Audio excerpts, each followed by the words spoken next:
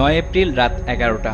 রেলের পূর্বাঞ্চলের সাবেক জিএম ইউসুফ আলী মৃধা নিয়োগ বাণিজ্যের টাকা নিয়ে তার শ্বশুরবাড়ি ধানমন্ডির ৩ নম্বর সড়কের ৫ নম্বর বাসা থেকে বের হয়ে সুরঞ্জিত সেনের সাবেক এপিএস ফারুকের গাড়িতে ওঠেন, সঙ্গে কমান্ড্যান্ট এনামুল হক। টাকা নিয়ে জিগাতলা যাওয়ার পথে হঠাৎ বিজিবির ৪ নম্বর গেট দিয়ে ভেতরে গাড়ি ঢুকিয়ে দেন ড্রাইভার আজম।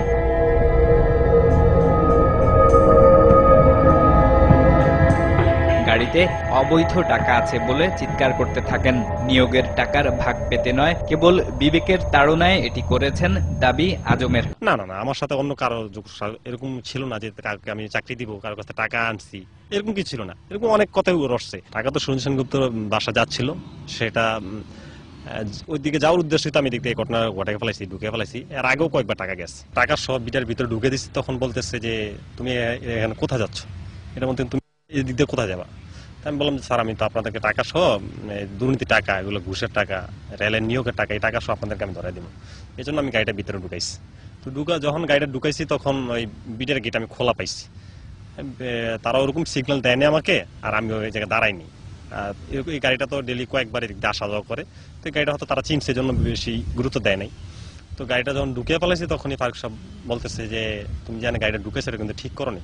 আমি বললাম যে না, তখন আমাকে তারা লোভ দেখে। বিষয়টি ধামাচাপা দিতে ওই রাতে সুরঞ্জিত সেনগুপ্ত বিজিবি কর্মকর্তাদের ফোন করেন, আর ঘটনা সামাল দিতে টাকার লোভ দিয়েছিলেন এপিএস ফারুক। আমাকে লোভ দেখানো হয়েছিল যে তোমাকে এখান থেকে ৫ লাখ টাকা দিই, তুমি টাকাটা নিয়ে চলে যাও, আমাদেরকে তুমি নিয়ে গেটে বার করে দাও। আমি রাজি হলাম না। তারপর বললো যে যাই টাকা আছে তো জিএম সাহেবকে আর কমান্ডার এনামুলকে তুমি ছাইড়া দাও। ফারুক সাহেব আমাকে বলতেছে যা টাকা আছে এটার অর্ধেক তোমার, অর্ধেক আমার। বললাম যে না স্যার। তারপর বললো যে সম্পূর্ণ টাকাগুলো তোমার দিয়ে দেবো, তুমি আমাদেরকে ছাইড়া দাও। বললাম যে না, তাহলে তো আমি দুর্নীতি আমি নিজেই করতেছি, দেখা যায় আমি এটাতে আমি রাজি নেই। টাকা গণা হয়েছিল সকালবেলা, প্রায় 10টার দিকে সকালবেলা ৭৪ লক্ষ টাকা পরে গণার পরে পাওয়া গেছে। এটা টাকা গণ না, তারা আবার ওই ফারুক সাহেব, জিএম সাহেব, এনামুল সাহেব, তারা টাকা সহ বাইরে থেকে একটা ড্রাইভার আনছে, আমার 4 বয়স্ক দাড়িওয়ালা, ওই ড্রাইভার দিয়ে তারা টাকা সহ গাড়ি নিয়ে তারা বেরিয়ে গেছে। নিয়োগ বাণিজ্যে শুধু রেল নয়, অন্য প্রতিষ্ঠানের কর্মকর্তারাও জড়িত ছিলেন। মেজর মুশিউর রহমান সে আসলে নিয়োগ বাণিজ্যের সাথে জড়িত।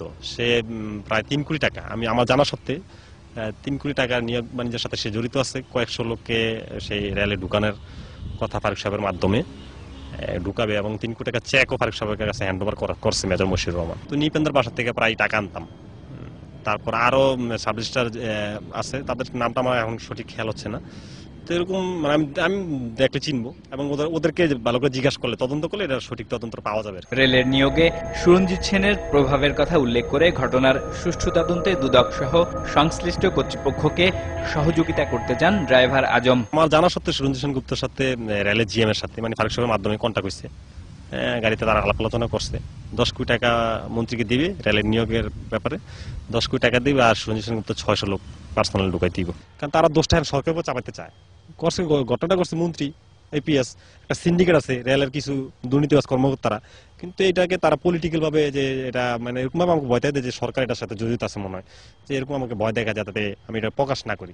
আমি তো জানি যে মাননীয় প্রধানমন্ত্রী দুর্নীতির বিরুদ্ধে, তো আমি চাই যে তাদের এই দেশে যাতে কোনো দুর্নীতিবাজ ছাড় না পায়। 9 এপ্রিলের কেলেঙ্কারির পর থেকেই পালিয়ে বেড়াচ্ছেন মোহাম্মদ আজম খান।